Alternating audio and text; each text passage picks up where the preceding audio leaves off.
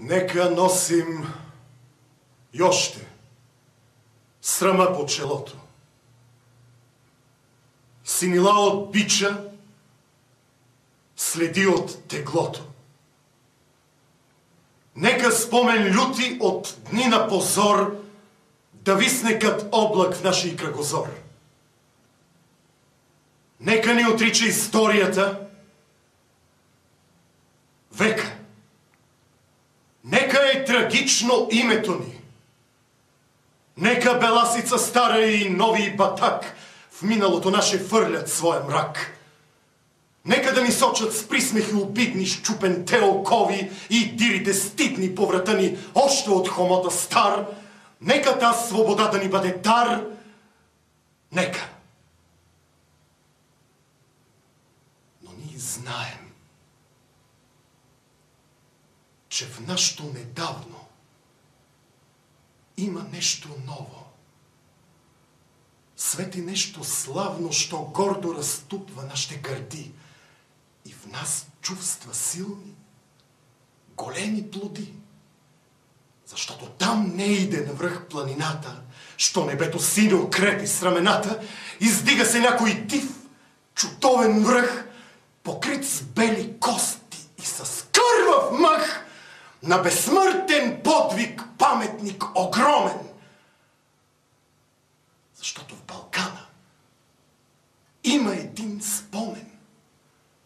Има едно име, що вечно живее и в нашата история като легенда крее. Едно име ново, голямо, антично, като Термопили славно, безгранично, що отговор дава и смива срамът и на клеветата строшава зъбът. О, Шипка! 3 деня младите дружини как прохода бранят. Горските долини трепетно повтарят, на боя ревът, пристъпи ужасни. 12 път гъсти орди лазят по урвата дива и тела я стелят и кръв я залива. Бури подир бури, рояк след рояк. Сулейман безумни сочи върха пак и вика: търчете, там му са раите! И ордите тръгват с викове сърдити. И Аллах грамовно въздухът разпра. Върхът отговори с други вик: ура! И с нов дъжд куршуми, камъни и дърве. Дружините наши оплискани с кърви пушкат и отблъскват без сигнал, без ред. Всякой гледа само да бъде напред и гърди геройски на смърт да изложи и един враг повеч мъртъв да положи. По шкалата екнат, турците реват, насипи налитат и падат и мрат, идат като тигри, бягат като овци и пак се завръщат. Българи орловци като лъвове тичат по страшни редут, не сещат ни жега, ни жажда, ни труд, штурмът е отчаян, отпорът е лют. 3 дни вече се бият, но помощ не иде. От никъде взорът надежда не види и братските орли не фърчат към тях. Нищо. Те ще паднат. Но честно, без страх, кътчепа спартанци под сгънта на Ксеркса. Талазите идат, всичките на Штрекса. Последният напън вече е настал. Тогава Столетов, нашия генерал, ревна гороломно: млади опълченци, венчайте България с лаврови венци. На вашата сила царят повери прохода, войната и себе дори. При тез думи силни дружините горди посрещат геройски душманските орди, бесни и шумещи. О, геройски час! Вълните намират канарито газ, патроните липсват, но волите траят, щикът се пречупва, гърдите остаят и сладката радост до крак да измрат пред цяла вселена на този славен ръд. С една смърт юнашка и с една победа. България цяла сега нази гледа Тоя връх високия, тя ще ни съзре, ако би бегали. Да мрем по-добре. Няма вече оръжие. Има хекатомба, всяко дърво мече, всякой камък бомба, всяко нещо удар.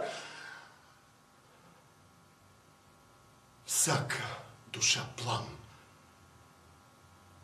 Камъни и дърви изчезнаха там. Грабайте телата! Някой се изкряска и трупове мъртви фръкнаха завчаска. Като демони черни над черни рояк. Катурят, стропалят, като живи пак. И турците тръпнат, друг път не видели в едно да се бият живи и умрели. И въздухът цепят с демонски вик.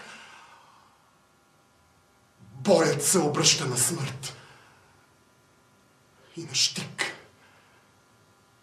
Героите наши като скали твърди желязото срещат с железни си гърди и фърлят се с песни в свирепата сеч. Като виждат харно,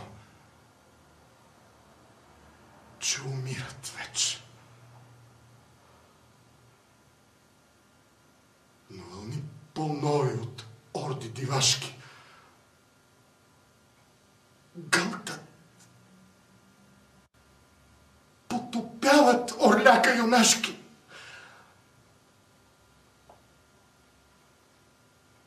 Još миг ще падне заветния хълм.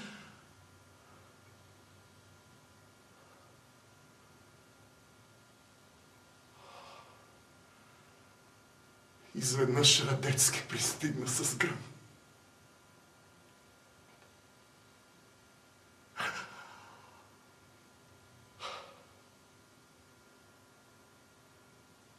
И днес Йощ Балканът, щом буря зафаща, спомня този ден бурен, шуми и препраща славата му дивна, като някой ек. От урва на урва и от век.